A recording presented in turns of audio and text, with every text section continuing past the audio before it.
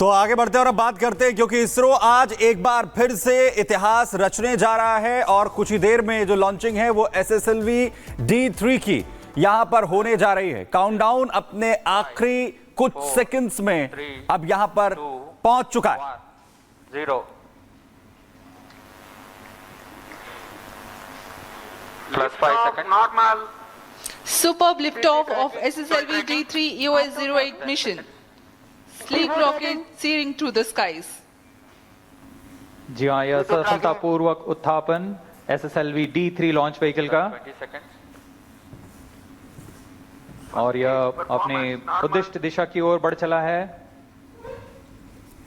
और यह सभी तंत्र सामान्य रूप से कार्य करते हुए Clear weather here in Sriharikota and a good visibility for the flying rocket. +40 seconds. यह तीसरी उड़ान SSLV की अपनी विश्वसनीयता सिद्ध करते हुए यह प्रमोचन यान निकल चला है अपनी उद्देश्य कक्षा की ओर। The action time of SS1 is 115 seconds. Flex nozzle for pitch and yaw steering. Fin tip actuation for the passive roll control.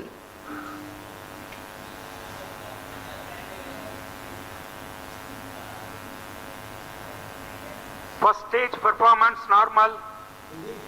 यहाँ प्रथम चरण का निष्पादन पूरी तरह सामान्य।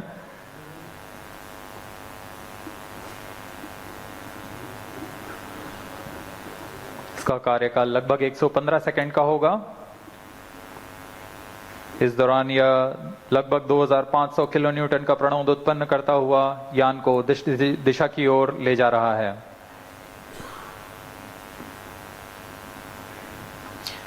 An altitude of close to 68 kilometers in 114 seconds. +2 minutes.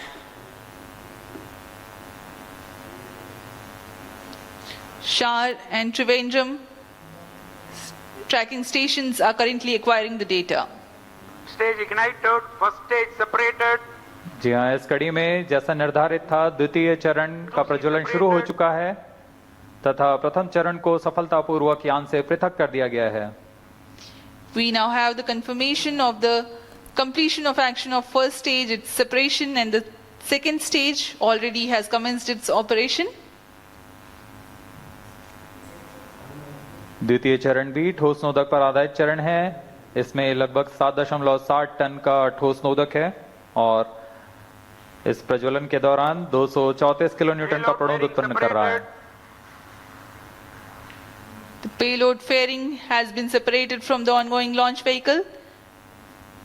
SS2 currently operational. +3 minutes. यहाँ भूष्मा कवच की कोई आवश्यकता नहीं रह गई है, जैसे कि यान घने वातावरण से बाहर जा चुका है Stage performance तो इसे normal. यान से पृथक कर दिया गया है। सभी तंत्र सामान्य रूप से कार्य कर रहे हैं। वर्तमान में द्वितीय चरण SSLV का प्रज्वलनरत है। Around 200 kilometers altitude. Shar, Trivandrum and Port Blair stations have currently the visibility of the flight path. यह चरण लगभग 109 सेकंड तक प्रज्वलित रहकर शांत हो जाएगा, फिर इसे यान से पृथक कर दिया जाएगा।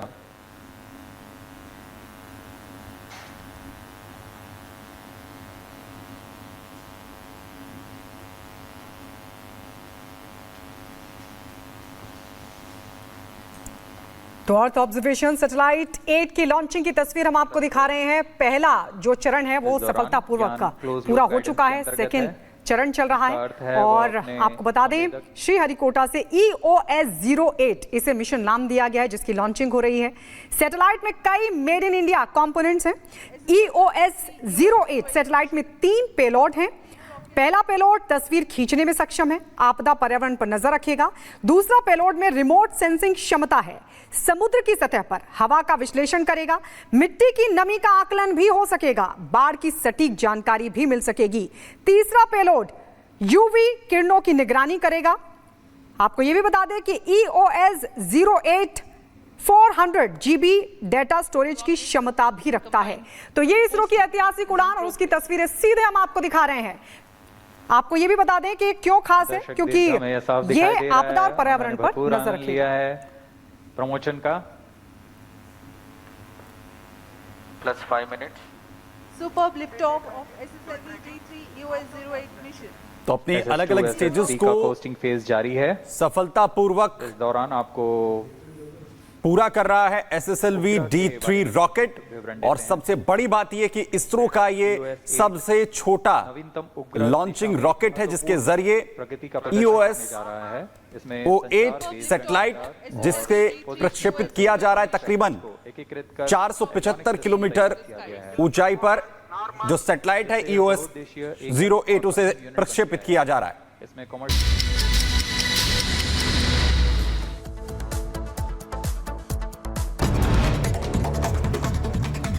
जम्मू कश्मीर विधानसभा चुनाव का होगा ऐलान। चुनाव आयोग दोपहर 3 बजे करेगा प्रेस कॉन्फ्रेंस। 370 हटने के बाद पहली बार होगा विधानसभा चुनाव। कोलकाता के RGK अस्पताल में तोड़फोड़ का मामले में अब तक 19 लोगों की गिरफ्तारी। तो कोलकाता पुलिस ने जारी की उपद्रवियों की तस्वीर, आरोपियों की मांगी जानकारी। पश्चिम बंगाल के उत्तर 24 परगना में डॉक्टर की हत्या को लेकर गुस्सा, घटना पर परिवार ने जताया आक्रोश।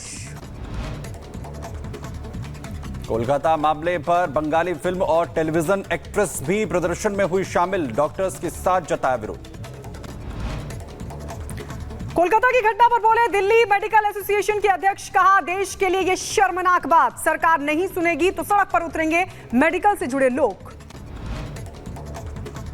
पूर्व प्रधानमंत्री और भारत रत्न अटल बिहारी वाजपेयी की पुण्यतिथि आज। सदैव अटल स्थल पहुंचकर प्रधानमंत्री मोदी ने पूर्व पीएम अटल जी को अर्पित की श्रद्धांजलि। भारत रत्न अटल बिहारी वाजपेयी की छठी पुण्यतिथि, राष्ट्रपति द्रौपदी मुर्मू, रक्षा मंत्री राजनाथ सिंह समेत कई वरिष्ठ नेताओं ने अटल बिहारी वाजपेयी को किया नमन।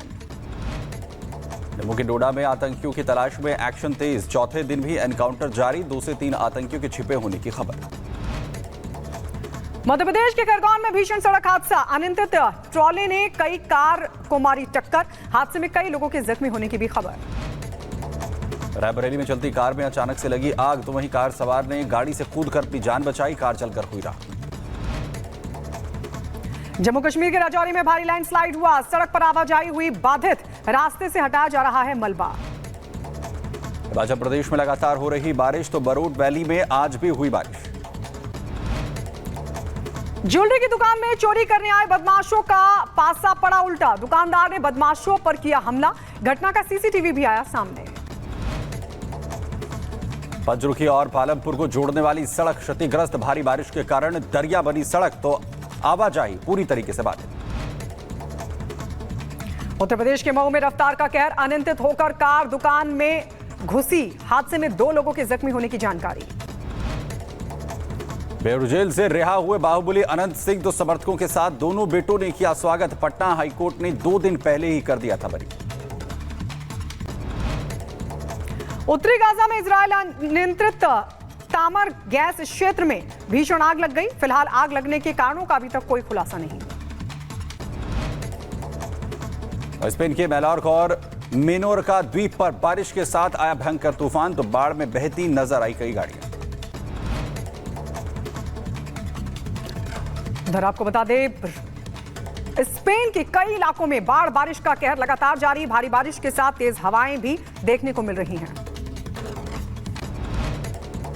और चीन में भी बाढ़ ने मचाई तबाही, ग्वांगशी के नानिंग में भारी बारिश के बाद आई बाढ़। रूस में बारिश ने बढ़ाई लोगों की मुसीबत, भारी बारिश के बाद समारा में आई बाढ़, पानी में डूबे कई इलाके। प्योर्टो रिको में भी बारिश ने बरपाया कहर, कई द्वीपों पर दिखा बारिश का असर, लोगों की बड़ी परेशानी। स्पेन के मेजोर्का में मूसलाधार बारिश, पोर्ट डी सोलर में बारिश की वजह से आई बाढ़। बांग्लादेश में हिंदुओं पर अत्याचार के खिलाफ नारी शक्ति मार्च का ऐलान किया गया है। नारी शक्ति मार्च के जरिए बांग्लादेश में हिंदुओं पर अत्याचार के विरोध में लाखों की संख्या में हिंदू समाज सड़कों पर विरोध प्रदर्शन करेगा।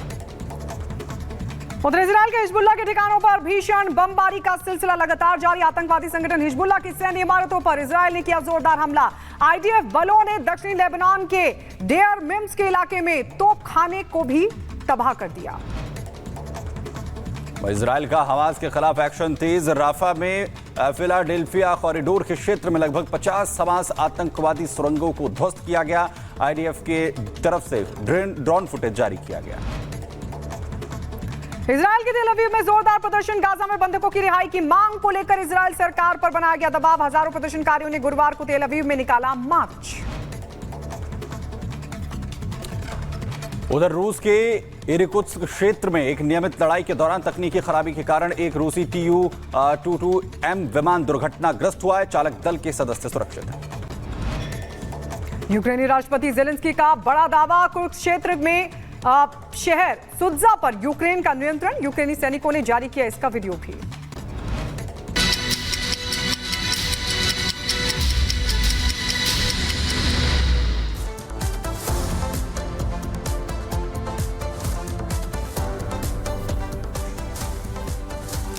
चलिए बात करते हैं कोलकाता की, जहां पर जिस तरीके से एक ट्रेनी डॉक्टर की रेप के बाद हत्या कर दी जाती है और इस पूरे मामले के बाद आज अस्पताल में तोड़फोड़ की गई। अब इस मामले को लेकर बड़ी जानकारी आपको दें। आरजी के अस्पताल में तोड़फोड़ मामले को लेकर जहां कार्रवाई हो रही है, वहीं अब तक 19 लोगों को गिरफ्तार किया गया है। कोलकाता पुलिस ने उपद्रवियों की तस्वीर जारी की है। करीब 20 से ज्यादा उपद्रवियों की जो तस्वीरें हैं वो जारी की गई है। कोलकाता पुलिस ने आरोपियों की जानकारी दरअसल मांगी है। तो तस्वीरें जो सामने आई थी, किस तरीके से तोड़फोड़ की गई थी आरजी के अस्पताल के अंदर, इसके बाद अब कार्रवाई हो रही है। कुछ लोगों की पहचान की गई है और उनकी तस्वीरों के जरिए अब जानकारी यहां पर पुलिस मांग रही है। 19 लोगों की गिरफ्तारी जो आरोपी हैं इसमें वो की गई है अभी तक, और कार्रवाई लगातार अब हो रही है। आपको बता दें कि आरजी के अस्पताल में घुसकर तोड़फोड़ की गई थी। इसके बाद अब कार्रवाई लगातार चल रही है। 19 चेहरे आखिर कौन है? ये जो 19 आरोपी गिरफ्तार किए गए हैं, इनसे भी पूछताछ इस पूरे प्रकरण को लेकर हो रही है। दरअसल एक तरफ ट्रेनी डॉक्टर की जिस तरीके से रेप के बाद हत्या कर दी जाती है, इसे लेकर पूरे देश भर में डॉक्टर्स में उबाल है। वहीं आरजी के अस्पताल में तोड़फोड़ होना, ये कई गंभीर सवाल उठा रहा। और सीधे ग्राउंड पर रुक कर लेते जतिन इस वक्त हमारे साथ हमारे सहयोगी जुड़ गए हैं। 19 लोग गिरफ्तार हुए, लेकिन सबसे बड़ा सवाल जतिन यही बना हुआ है, अस्पताल में तोड़फोड़ का मकसद क्या था? कौन थे वो लोग? कुछ पता चल पा रहा है क्या? आज बिल्कुल देखिए, यही वो कारण है कि 19 लोगों की गिरफ्तारी की गई है और 22 तारीख तक ये सभी लोग पुलिस की कस्टडी में हैं और इनसे अब लगातार पूछताछ की जा रही है। और सोर्सेज का साफ तौर पर कहना है कि ये लोग आउटसाइडर्स बताए जा रहे हैं। इसमें कॉलेज के लोगों का होना बहुत कम बताया जा रहा है। हालांकि पुलिस द्वारा बहुत कम जानकारी इस पूरे मामले में दी जा रही है, क्योंकि कहीं ना कहीं शांति बनाए रखने की अपील लगातार पुलिस कर रही है। लेकिन जिस तरीके से अस्पताल के अंदर तोड़फोड़ की गई, ये बात तो बिल्कुल साफ था कि उपद्रवियों की मंशा थी सबूतों को नष्ट करना, उसी ब्लॉक में जाना जहां पर वो सेमिनार हॉल है, जहां पर सीबीआई भी कल इन्वेस्टिगेशन करने पहुंची थी और वो इसी सेमिनार हॉल में विक्टिम का शव जो है वो खून से लथपथ मिला था। हालांकि क्या मंशा थी सबूतों को नष्ट करना और कितने लोग इसमें शामिल है, इसको लेकर अभी पुलिस इस पूरे मामले की जांच कर रही है। सबसे पहले